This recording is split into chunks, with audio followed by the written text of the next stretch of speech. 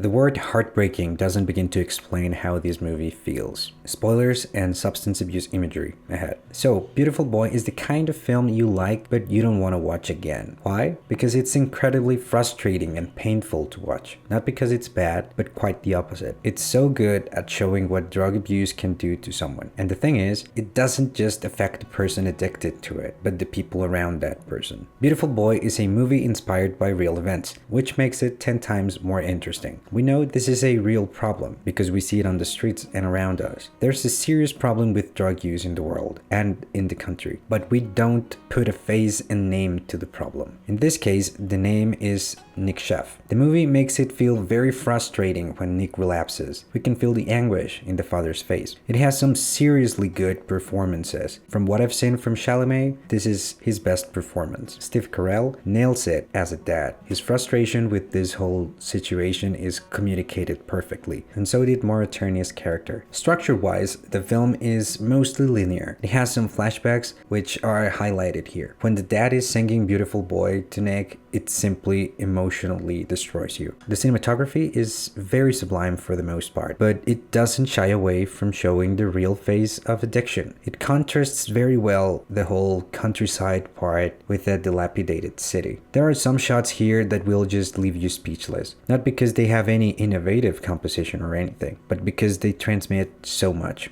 I can't applaud this film more for not using a narrator and choosing to communicate everything visually. And keep in mind, it was based on 2 books, so they could have taken the easy way out and just narrate some of it, but they didn't. The progression in the character's attitude is very clear, and it helps you understand both why they would want to give it up, but also why they didn't. I wouldn't wish this situation on anyone. The strength of these people is something I don't want to find out if I have. The film is very sensitive about depicting drug use under a very real light, with faces and emotions. And it's a success story too. We'll love that. It can be used as a tool for others to help them even in the slightest way. If you're struggling with addiction or know someone who is, please seek help. I'll provide some links in the description, so please feel free to check them out. You're stronger than what you think you are. As always, thank you for watching. See you next time.